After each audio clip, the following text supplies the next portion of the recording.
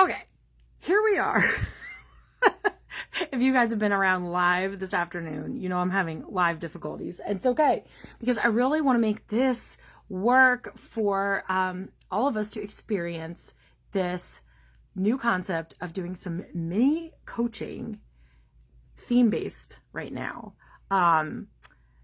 live with you all. Okay, so what that looks like is I'm gonna literally do some live holistic Lyme healing coaching with any of you that want to volunteer. And we've got our first volunteer today. Virginia is going to be hopping on with me. Okay.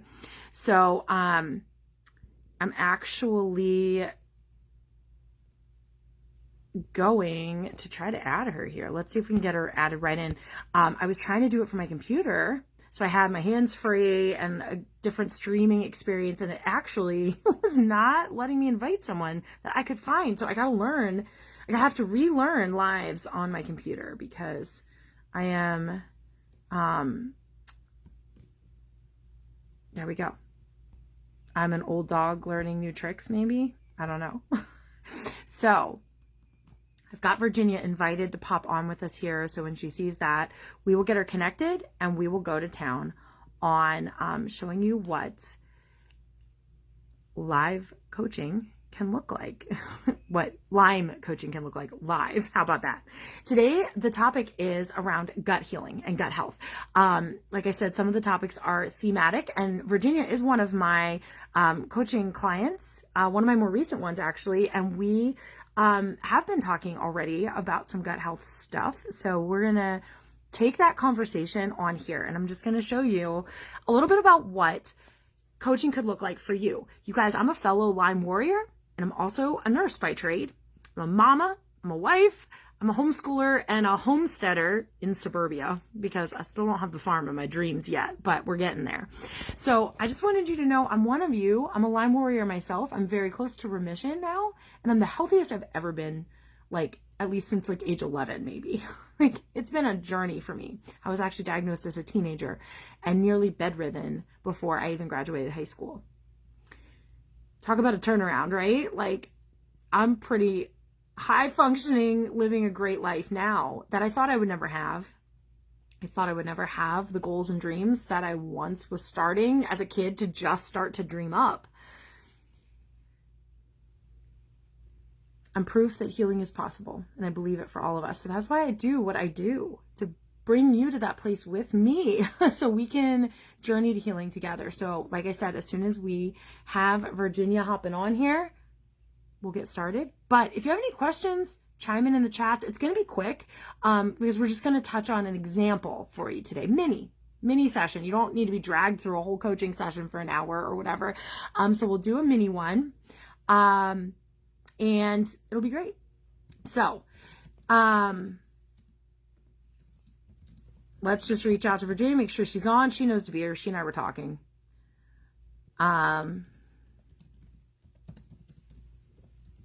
So,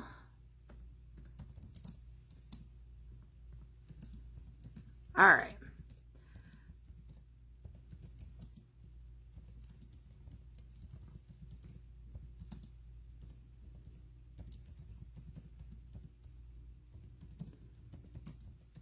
Here we go.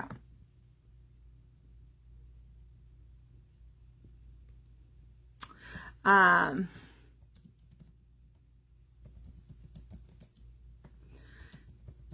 right, guys, what are your questions about gut health or anything? That's been the topic of this week. Yeah. Have you been following along? Have you had any revelations about your own gut healing? I definitely want to know. And I'm sure those catching the replay are going to get some valuable insight too when they start to hear how you are approaching gut healing from a new light yourselves. So, all right, we're going to get Virginia popping on here in a second.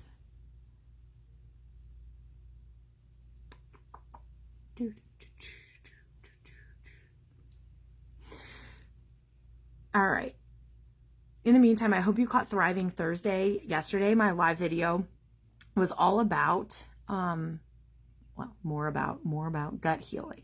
But it was about some signs and symptoms that your gut might have some imbalance or leaky gut or some other such dysbiosis going on. That's the fancy medical word, but just means basically imbalance in the microbiome inside of you. I hope you caught Thriving Thursday yesterday. It's up on the page. If you missed it, just scroll back a couple posts and you'll find it there, or look in the videos for yesterday's live. So really great topic. Excellent. Excellent to consider, because it's stuff I didn't know at first when I was diving into gut healing myself. It was frustrating because I had to learn from like the ground up. And so I feel like if you can have a little bit of an advantage and know ahead of time a little bit more about gut healing than even I did at first, you will save yourself time and energy getting healing going for yourself. Okay? That's what I'm all about. And you'll be more empowered along the way too. The more you know, right? Knowledge with action is power. That's your superpower right there, guys. That is the superpower to healing. So, all right. We are going to see Miss Virginia here soon. But yeah, tell me what you thought of Thriving Thursday. If you want more about gut healing, it's not like I'm only going to talk about it this week and never again. Just so you know, it's coming with my signature program that I am designing for you right now. That's going to be rolling out in May, conveniently timed for Lyme Disease Awareness Month in May. So that's going to be a program all about a healing blueprint for you holistically.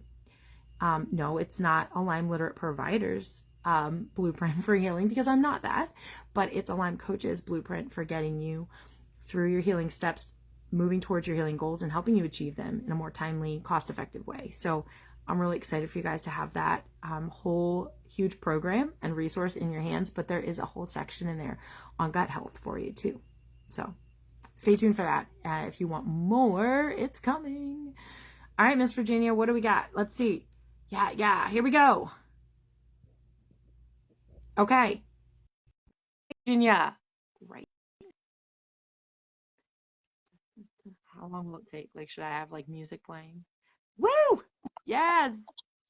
Hello. You did it. Oh, fifth time's the charm. Oh my God. Here we are. Listen, that was crazy. I told them we're going to keep it short and sweet because technology is not on our side today, but we want to honor everyone's time. So I already told them that I'm going to be chatting. I introduced myself and said I'm going to be chatting with Virginia, another Lyme warrior, but that's all they know about you. So Virginia, now's your shot. Tell them about your Lyme journey. All right, my Lyme journey. Well, really, I could tell you so much about it, but I'm going to just summarize it because I know this is a mini thing that you're doing. But so thank you very much for having me on. I just want to say, like, I found you in the Lyme disease support group, and I just thought you have such great energy about you, and I really enjoy watching your videos. And I thought, this woman really knows what she's talking about, and you've lived it. Like, you've been through so much. I've read about your background, and I said, this woman would be really somebody that I need to help me with coaching, because I'm not, it's like I feel like I'm kind of in this on my own right now. It's what I'm feeling, and I'm sure many people feel the same way, although my family tries to support me in ways that they think they can. It's not enough. It's definitely not enough. But I did write down some notes here, so I don't get sidetracked. But I just want to say thank you for doing this live and coaching with me on Lyme disease, which is very near and dear to my heart, because obviously I have Lyme disease. And I was diagnosed back in 2019, and I never saw a tick bite. And I ignored the symptoms, thinking that I had some kind of virus, not knowing that it was Lyme disease. And it went on for, I would say, like, let's see, I started feeling sick like in August, and then I was diagnosed in November. So that was a few months. And I just kept blowing it off, thinking, maybe it's, I'm getting older, maybe it's like, I never went. And, not having the tick bite was a big part of that. And, when I went to the doctor, and they tested me and it came up positive, um, she put me on 4 weeks of one of the first medicines she gave me really gave me a splitting headache. And then she put me on another one. She put me on doxycycline. And I took that for the standard of 4 weeks. That's the healthcare standard, 4 weeks. I did it and I felt absolutely nothing. Absolutely nothing. I was still the same. And then 2020 hit. And then, it was like the big pandemic. And I was terrified to leave my house. Like, I'm sure most people were going through like this, the mask thing. You would wear a mask, you don't wear a mask. And the germs, like, I went through a period where I was like a germophobic, afraid. So, and I thought maybe if I'm around people, I could get sick and die because I already have this autoimmune condition. So I didn't go out to get further treatment. I just stayed locked up in my house and was trying to, heal myself on my own. And it's been very up and down, but I went through a really terrible depression. And I'm still dealing with emotional issues. I have good days and bad days, but I found you and I really think that you're wonderful. And I thought, what do I got to lose? You have such a light about you and you're so easy to talk to that, I like pretty much told you my life story. I said, this feels like more like a therapy session, but I tell you what, it felt great talking to you. It really did. I know today we're talking about gut issues, and I'm definitely having gut issues. I have not expelled. I have not, this is like day 3. So I could really use your help on that. And, it's just been crazy, Adele. I need your help. So I'm here. I'm here. Thanks for sharing your story. It's a lot. And I know there's more to it than that, but it's like all of us so much at once. It's never just as easy as like Lyme, treat, all better. That's rare, but that's possible too, but a lot of us are in it for more than one approach or more than one viewpoint of healing. And that's why I use the term holistic healing to mean the whole person and the whole picture. And it's sometimes a long hauler type of thing. Like healing doesn't just happen with 8 weeks of doxy or 4 or whatever a lot of times either. And I'm not going to sugarcoat the truth or the reality of the situation for people. I don't do that. But that also means I will never lie and I wouldn't say anything I didn't mean. And when I say that I still believe there's hope and healing is possible and it can be time efficient and energy efficient and cost effective to the best of your ability, there's still a price you pay for healing too, but all of that is possible. It just takes some creativity sometimes and some open-mindedness sometimes. And I know that you brought that to the table yourself. So that is how we can have a good working relationship, because we both understand where we're each coming from. So you kind of answered my first question, which to anyone would be, what is your immediate issue and maybe goal around that issue? And you have said elimination. And that's a actually great thing to bring up, because a lot of people struggle with normal bowel movements, whether it's too frequent and diarrhea or not frequent enough, which is typically classified as constipation. And I think in your case, a doctor would probably lean towards that diagnosis if you were having this trouble repeatedly for days. It's not normal to not poop at least twice a day. Some providers that are more holistically minded would say at least 2, if not 3 times a day with meals. Typically, you should be eliminating. So I tell people, if you're not having at least 1 bowel movement a day, even that isn't completely normal. It should be 2 to 3. Yeah, I'm saying to myself, this is not normal. Right. This is not normal. Oh my God. You know it. You know it. Yeah. And a lot of times doctors write it off, or people even write it off as this is just how my body is. It's still not normal. It doesn't matter. Yeah. And in your case, we know we have Lyme to factor in. And Lyme and co-infections can be just as hard on the gut or worse, more damaging to the gut than even treatment can be. And I'm talking, Okay. yeah, about antibiotics too. They don't necessarily come without their own risks too, but it's a weighing out of the risks benefits of treatment options and then the risk of not treating in certain ways. This is why it's about your empowerment as a warrior yourself to know risks and benefits to make your most informed decision. Because I'm not here to say that there's a right and wrong and one size fits all approach, but when it comes to gut health, there could be factors at play. There could be damage from antibiotic use. There could be damage from or like dysregulation from diet or toxins or all kinds of other factors, Yeah. and Lyme too. So my first piece of advice to people struggling with elimination is to firstly look at what factors they can control that directly impact their gut health. First and foremost, diet. I've been eating a lot of raw salads, so I think it's probably the fiber. I'm not breaking it down. That's what I'm thinking. What are your thoughts on that with the I mean, fiber? it could Because I'm be, like, I was thinking, eat salads, or that salad's good for you, help you go to the bathroom. And I haven't got, and I thought I was taking magnesium, and yeah, I was actually taking a lysine supplement because the bottles look alike. right. So I took lysine for 2 days, thinking I was taking magnesium until I And realized I wasn't. But I I don't know know. it's more than that. I know it's more than that because even like I took magnesium last night, I took it today, I Mhm. took a bath, and I still can't go to the bathroom. Okay. Okay, so it could be a couple things with dietary stuff.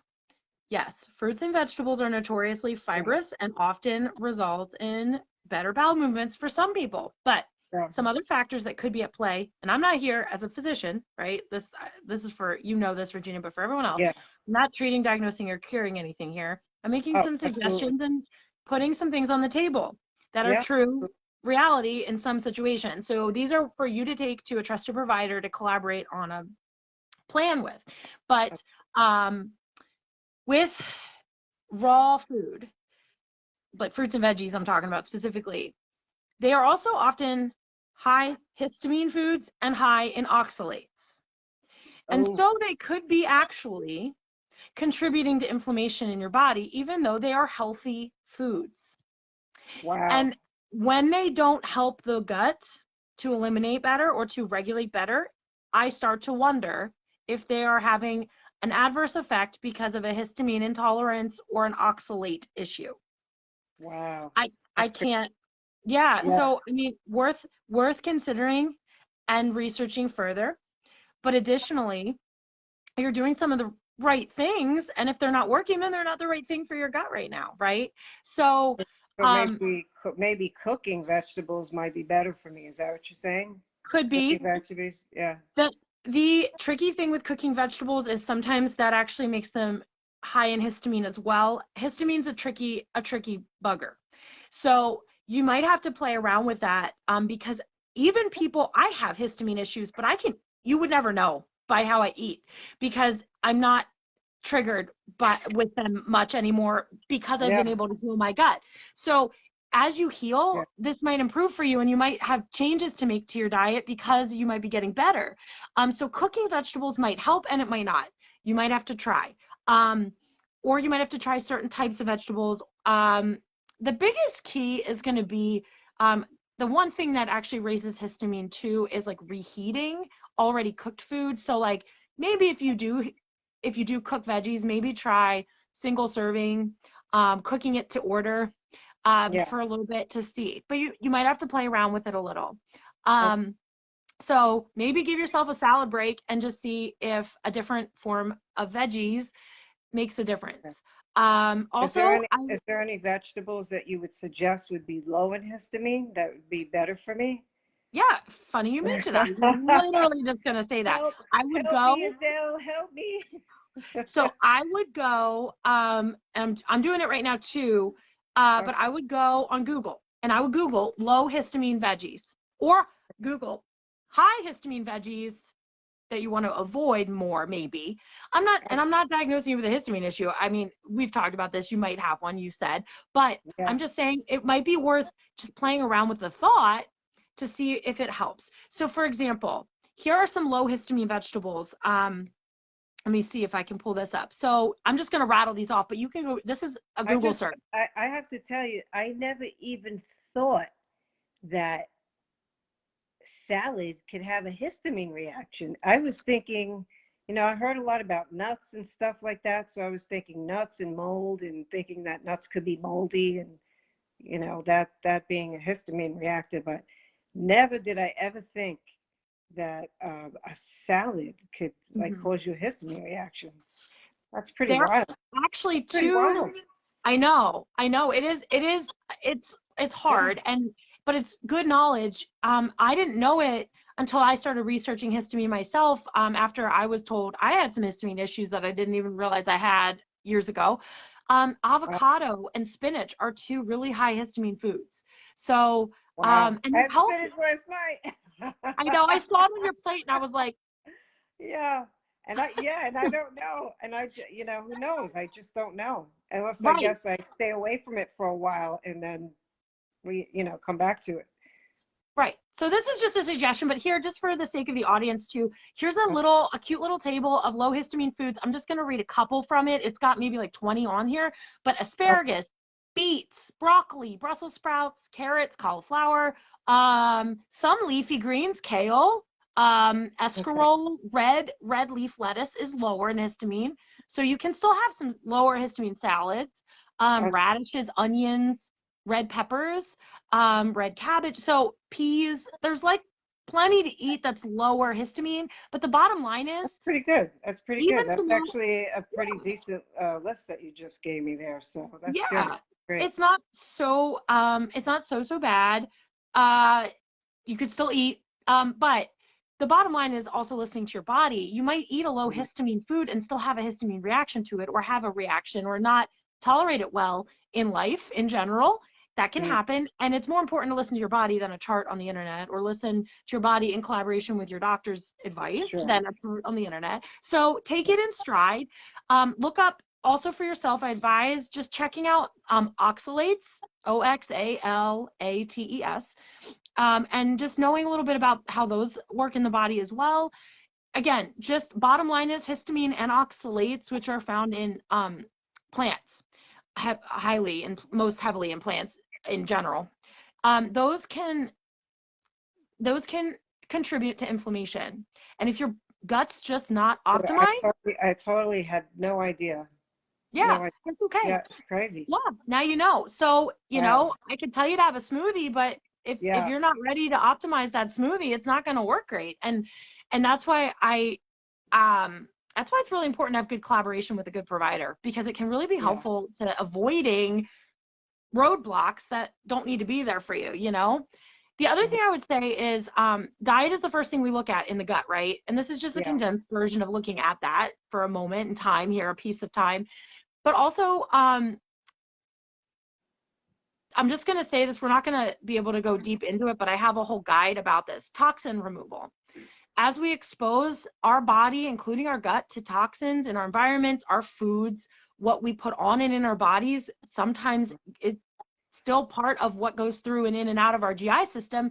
Because if we have leaking gut stuff going on, or any disruption in the membrane, the wall that's supposed to protect our gut, we can have toxins going back and forth that shouldn't be, and creating more inflammation in our whole body, and also impacting how well we're able to eliminate them. If we can't eliminate them well, then they're just circulating in our bodies. It's not good. So see my series about detoxing, anyone that wants more info, but you're only going to be able to do so much to heal your gut without addressing your diet and without addressing your toxin exposure. That's my case in point. Additionally, here are my top main poop thoughts. What can help regulate bowel movements on an easy level, for the easy button, this is not an exhaustive list. This is the easy button list where we start and then we work from there.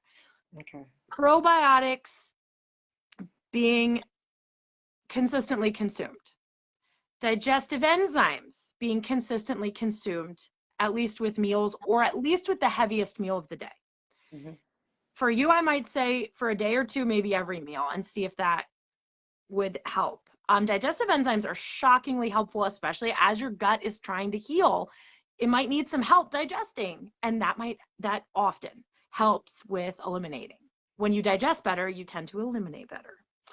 I would also be inclined to talk about some supplements that do help with bowel movements, which you already mentioned, magnesium. That is a classic. Magnesium glycinate, which I believe you said earlier to me that you had been taking, is awesome. Magnesium citrate is actually also one that specifically is effective for elimination. As a nurse, we used that form of magnesium for bowel regimens and for when people needed to do bowel prep before examination, like colonoscopies and stuff. That's what they use. I have a question. Yeah. I have a question about the magnesium citrate because I just got it delivered to my house. I told you I thought I had what happened was I had magnesium, ran out of it. I had lysine. I had a bottle of lysine. It looked exactly like the same bottle. Yeah. And I was like doubling up on that, and I took that like 3 times yesterday, and then I realized, oh, wait a minute, it's not magnesium. Oh my God, it's lysine. But then my delivery, sometimes you get deliveries late to your door.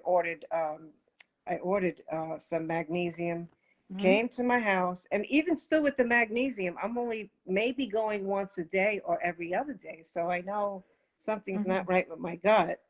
And I'm also, I can't tolerate dairy anymore. And I never had a problem with dairy. So that's an issue. So I'm staying away from dairy. So I literally would get pains in my side.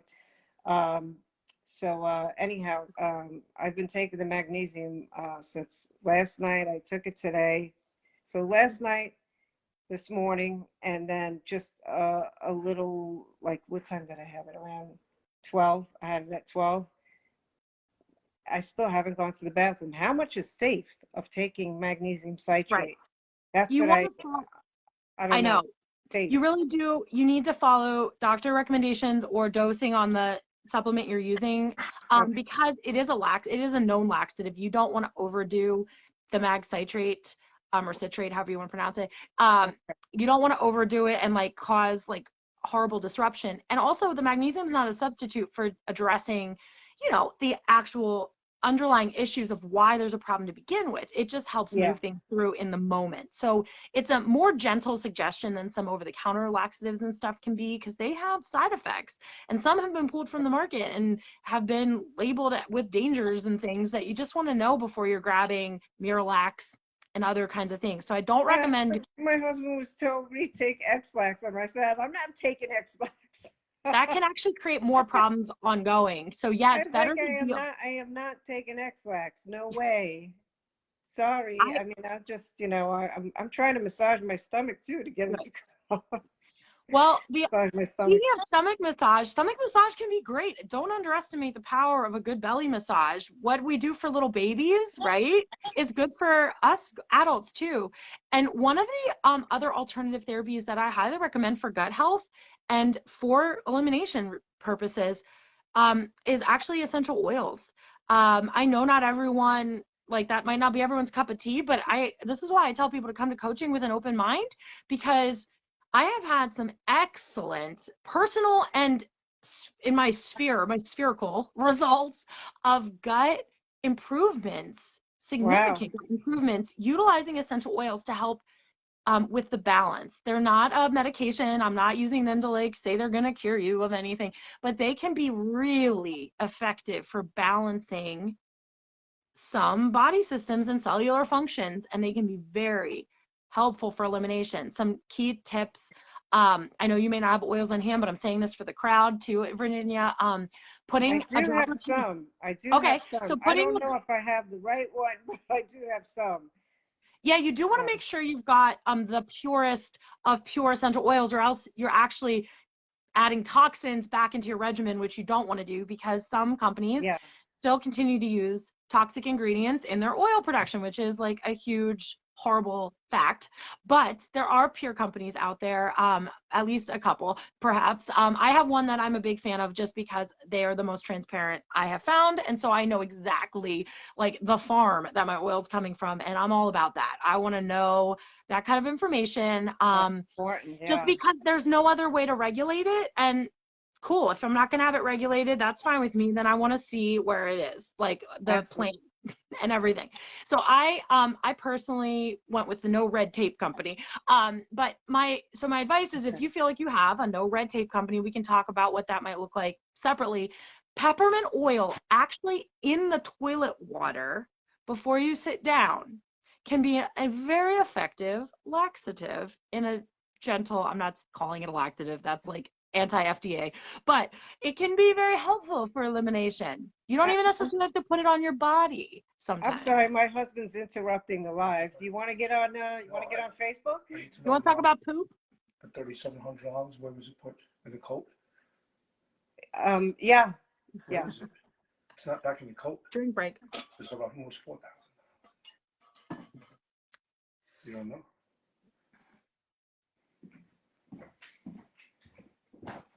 I need to do something about it. You don't know where it Your is. keys are in the coat. That's right. My keys.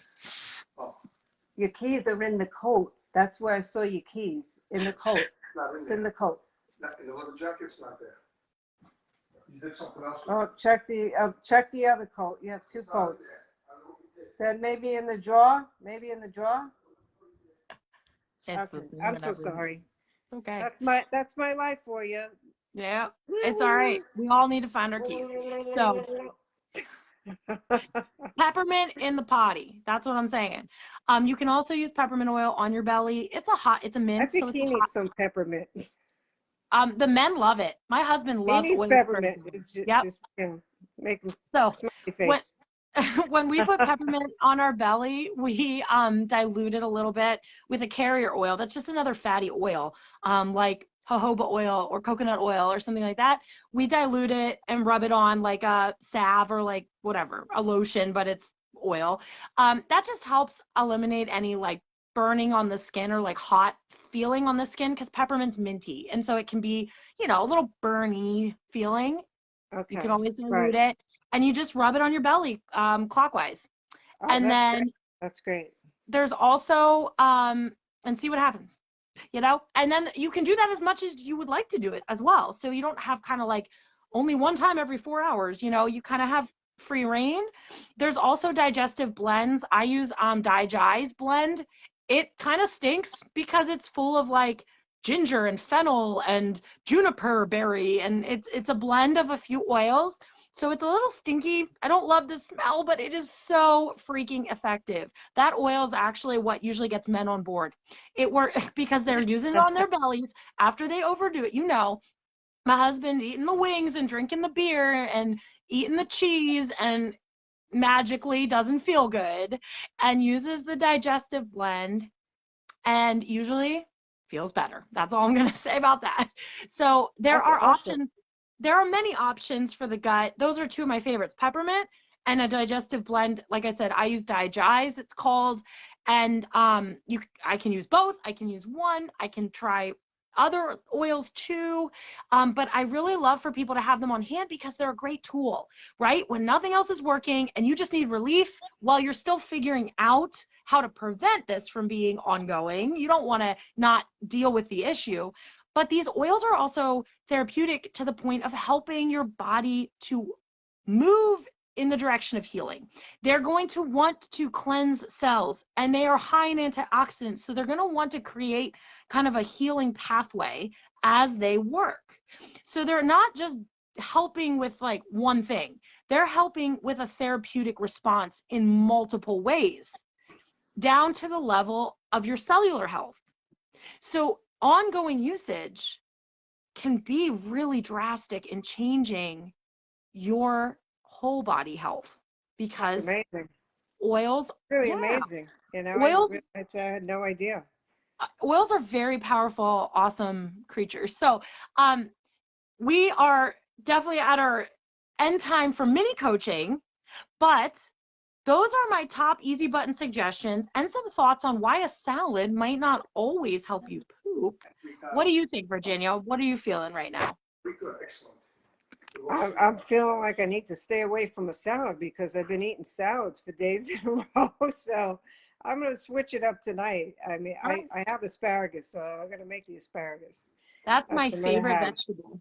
I hope this didn't take Is it really? Is it really? Mhm. I didn't know that. Yep. That's cool. Yeah. Now you do. See? Yeah. Yeah. That's awesome. Yeah, I love Well, asparagus too. yeah, it's a great side dish and good in things. You can eat it raw, you can eat it cooked.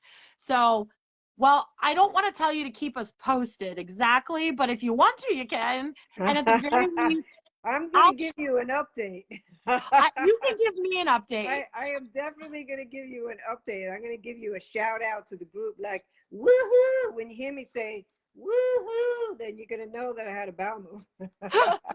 We're cheering you on, Virginia. I'm getting that peppermint oil. I think I'm just going to put it all over myself. I mean, you do you. No, I'm not going to do that. I'm just kidding. But I'm definitely going to rub it on my belly. Good. With coconut oil. With all the right. coconut oil, like you said.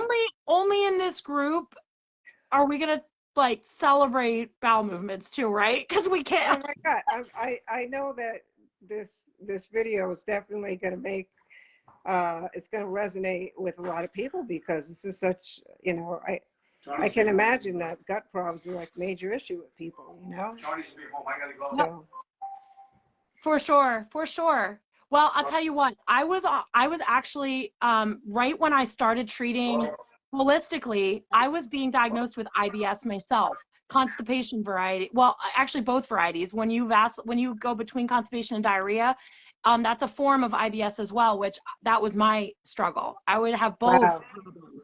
And I tell you what, I am A-okay, just fine, perfect function right now. Not because of that diagnosis, because I rejected that diagnosis and decided to get to the bottom of the problem to begin with.